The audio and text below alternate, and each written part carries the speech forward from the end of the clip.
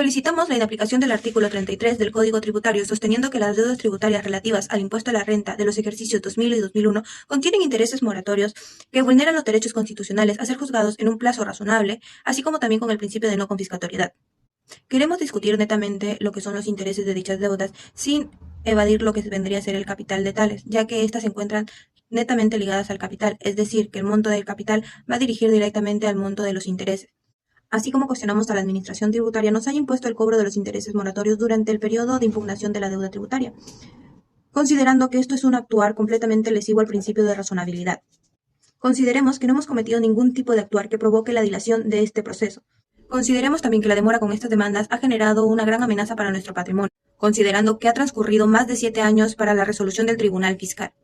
Con el exceso al plazo legal se ha generado un actuar lesivo al plazo razonable. Esta demanda tiene por objeto a que las cosas tomen su rumbo anterior a la vulneración de nuestros derechos, tomando en cuenta que la dilación indebida tomada a lo largo de todo este proceso es de 5 años y 3 meses.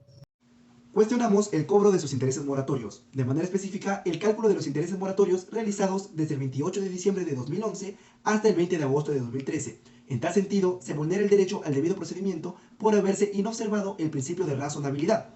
Debe declararse entonces nulo el procedimiento administrativo cuestionado y establecer la reposición de las cosas al estado anterior, pues la autoridad tributaria no ha podido justificar debidamente su demora en resolver.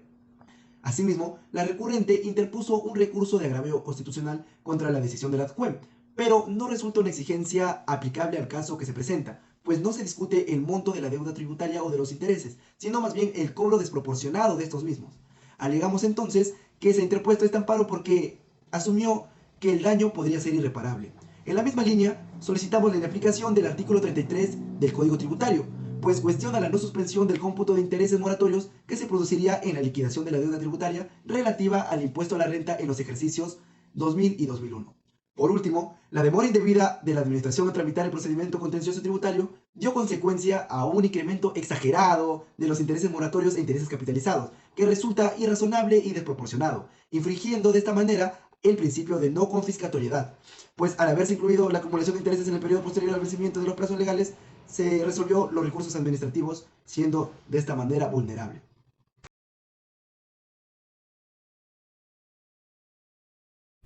Como SUNAT, queremos que se tome en cuenta que la finalidad del cobro de intereses moratorios frente a deudas tributarias está dirigida para incentivar el pago oportuno de estas obligaciones por parte de los contribuyentes, así como indemnizar al acreedor tributario por el no cobro oportuno de la deuda. Siendo así, no advertimos alguna causa objetiva y razonable que justifique una distinta responsabilidad jurídica en el cumplimiento de este deber.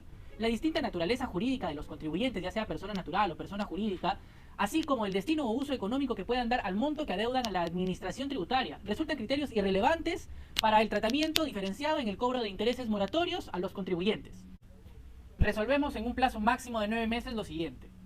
Deducimos las excepciones de la falta de agotamiento de la vía administrativa y de litispendencia sobre la primera de ellas. Sostenemos que un extremo de la deuda tributaria adquirió firmeza al no haberse reclamado o haberse confirmado por el Tribunal Fiscal. Asimismo, contestamos la demanda y aducimos que debe ser infundada, porque los intereses moratorios no se vinculan al contenido esencial de los derechos fundamentales invocados por la actora.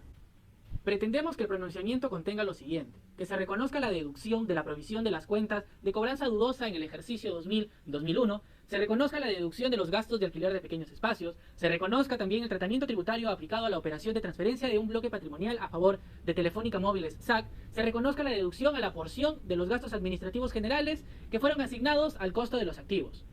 Según lo expresado en el artículo 44 del Código Procesal Constitucional, se establece que el plazo para interponer la demanda de amparo no puede prescribir los 60 días hábiles como máximo una vez producida la afectación, siempre que el afectado hubiese tenido conocimiento de tal acto lesivo. El presente caso, la impugnada resolución de intendencia 150-15-000-1203, que es considerada principal por los abogados de la demandante, les fue notificada el 1 de abril del 2013 en fojas 118 y 121, mientras que la demanda de amparo fue presentada el 3 de julio de 2013. Si se considera tales fechas, se ha superado en exceso el plazo máximo de 60 días hábiles que tenía la demandante para presentar su demanda de amparo, de tal modo que este solo hecho exige declarar la improcedencia preliminar de la demanda.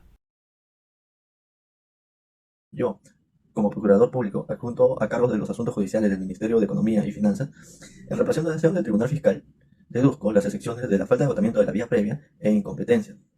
Sobre la primera, Se sostiene que la demandante tiene expedido sus derechos en sede administrativa, ya que puesto que no se ha generado una resolución que cause estado, al estar pendiente de resolver por el Tribunal Fiscal, por lo que la vía previa no se ha agotado. Ahora, sobre la segunda excepción, afirma que debe discutirse en un proceso de inconstitucionalidad, mas no en un proceso de amparo. Ahora, finalmente, se indica que no existe amenaza de violación o acto concreto de afectación de los derechos fundamentales alegados, pues la propia Administración ha previsto el recurso de queja ante dilaciones que pudieran ocurrir en la tramitación de los procedimientos en sede administrativa. En el presente caso, observo que existieron dos resoluciones previas del Tribunal Fiscal, los cuales no fueron resueltas en los plazos fijados para su resolución.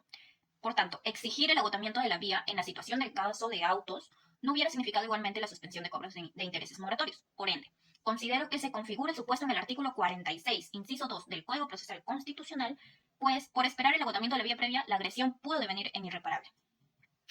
El 11º Juzgado Constitucional especializado en asuntos tributarios, aduaneros e Indecopi de la Corte Superior de Justicia de Lima, mediante la resolución 25 de fecha 7 de abril del 2014, declara improcedente la demanda. Considera que de conformidad con el inciso 2, artículo 5 del Código Procesal Constitucional, existen vías igualmente satisfactorias que permiten tutelar los derechos de la recurrente.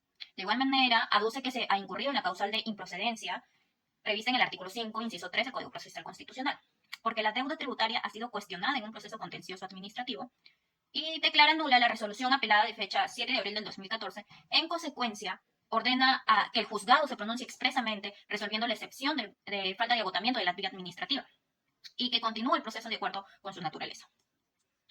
También declara infundada la excepción de falta de agotamiento de la vía administrativa. Asimismo, mediante la resolución 36 de fecha 14 de diciembre del 2015, declara improcedente la demanda.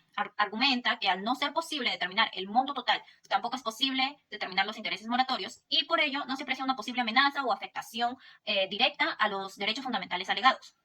También declara infundada la excepción de falta de agotamiento de la vía administrativa y la declara fundada. Asimismo, declara ineficaz la sentencia contenida en la resolución 36 de fecha 14 de diciembre del 2015. Un cordial saludo por parte del Tribunal Constitucional del Perú, que en esta oportunidad me haré cargo de dictar la decisión final con respecto al caso Telefónica contra SUNAT. En primer lugar, aclarando que la persona jurídica también tiene derechos como una persona natural, en la cual encontramos el debido procedimiento, en la cual se le ve infringido, en este caso, de un cobro de intereses moratorios excedidos por un plazo irrazonable por parte de la administración tributaria. En primer lugar, debemos entender que el plazo razonable es un derecho fundamental que garantiza que las personas pueden acceder a la justicia de forma expedita, o sea, de forma de que se le haga un debido procedimiento en el tiempo establecido por ley.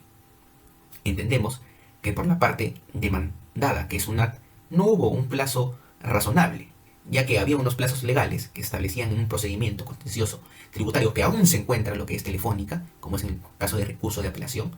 Tenemos que en el recurso de reclamación, SUNAT le resolvió en un plazo excedido de 15 meses, cuando en sí era un plazo de 6 meses. También tenemos que el Tribunal Fiscal, que hasta ahora se van resolviendo 3 resoluciones, pero vemos que la apelación es en 12 meses cuando ellos resuelven dentro de un exceso de un plazo de 26 meses. También tenemos el cumplimiento, que son 90 días hábiles, pero también se resuelve dentro de 22 meses, formando un exceso de un plazo irrazonable de 5 años y 3 meses. En el cual, como tribunal, pedimos que ese plazo sea justificado por SUNAT, ya que ¿por qué se resolvió tan tarde estos recursos? Entonces hacemos evaluación de dichos criterios, la complejidad del asunto y la carga de trabajo por parte de la administración tributaria. No se encuentran por parte de la demandada argumentos concretos, pero sí por la parte demandante.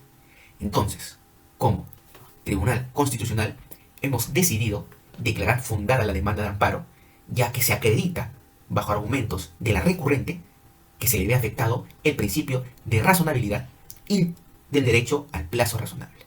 ¿Qué forma esto en consecuencia? Ordenar a que la administración tributaria, SUNAT, efectúe un nuevo cálculo de intereses moratorios, pero que estén establecidos en el plazo legal que contiene o prescribe el Código Tributario peruano. Muchas gracias.